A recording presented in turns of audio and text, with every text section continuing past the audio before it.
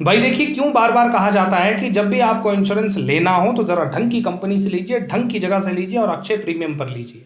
अब देखिए क्या हुआ है कि बजाज एलियांज का जो इशू अभी कुछ दिनों से लेकर के चल रहा है ना, उसने सबकी आंखें खोल दी हैं। बहुत सारे ऐसे इंश्योरेंस वाले हैं जिन्होंने उस कंपनी से लेकर के रखे थे और कई कई हजार के लाखों के प्रीमियम दे दिए थे।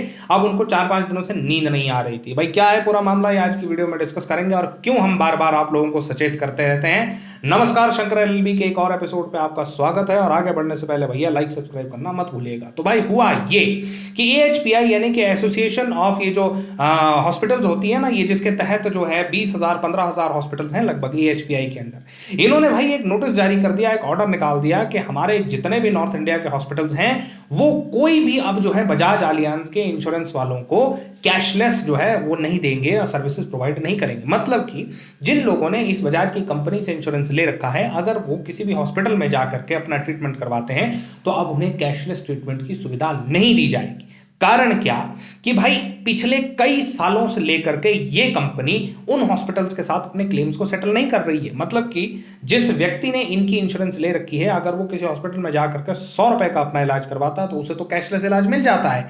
लेकिन जब बारी आती है उस हॉस्पिटल को पैसे सेटल करने की, उस हॉस्पिटल को पैसे वापस करने की, तो बजाज एलियांज की ये कंपनी उसको पैसे वापस नहीं करती है या आधे अधूरे पैसे वापस करती है। इससे तंग आकर के एएचपीआई ने ये ऑर्डर निकाला। अब इससे नींद अगर किसी की उड़ी तो उन हजारों लाखों लोगों की जिन्होंने इस कंपनी से इंश्योरेंस ले रखा था, लाखों रुपए के प्रीमियम जमा कर दिए थे। अब देखिए क्या है ना कि जब ये ऑर्डर निकाला गया तो एक जीआईसी नाम की इंस्टीट्यूशन इस देश के अंदर है, जो कि इंश्योरेंस वालों की एक यूनियन है, वो तुरंत आ गई कि भाई देखिए ये ऑर्डर आर्बिट्रेरी है। कभी इस एसोसिएशन ने, इस ऑर्गेनाइजेशन ने इस बात पर भी अगर गौर किया होता कि यही बजाज एलियांज वाले जब लोन देते हैं और कोई व्यक्ति 10 इंस्टॉलमेंट देने के बाद 11वीं इंस्टॉलमेंट पर डिफॉल्ट कर जाए तो यही कंपनी वाले उसको उस रिकवरी के लिए, उस इंस्टॉलमेंट की रिकवरी के लिए कितना तंग करते हैं। उसको टेलीफोन पर टेलीफोन करते हैं, यहां तक कि उसके घर तक लोग भेज देते हैं अपना पैसा रिकवर करने के लिए। लेकिन जब बारी आती है पेशेंट्स का पैसा हॉस्पिटल्स को देने के लिए, उन लोगों का पैसा हॉस्पिटल्स को देने के लिए जिन्होंने सालों इनका प्रीमियम भरा है,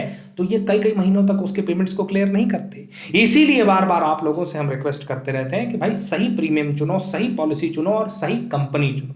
अब देखिए 22 अगस्त के बाद जो है मीटिंग्स हुई, 28 अगस्त को जो है ना ये थोड़ा सा मामला सेटल हुआ है, जब एएचपीआई ने ये कहा है कि चलो ठीक है कुछ टाइम के लिए हम अपना ऑर्डर जो है सस्पेंड कर देते हैं। लेकिन अभी तक भी बजाज अपनी किस्तें कब चुकाएगा और कब हॉस्पिटल्स को अपना पैसा सेटल करके देगा, ये कहना बहुत मुश्किल है। भाई देखिए क्या होता है ना, हम लोग जल्दबाजी में इंश्योरेंस ले लेते हैं और बहुत सारे लोग तो इंश्योरेंस जो है ना टैक्स सेव करने के लिए ले लेते हैं, और फिर आप लोगों को इसी तरह से कई सालों प्रीमियम देने के बाद रोना पड़ता है।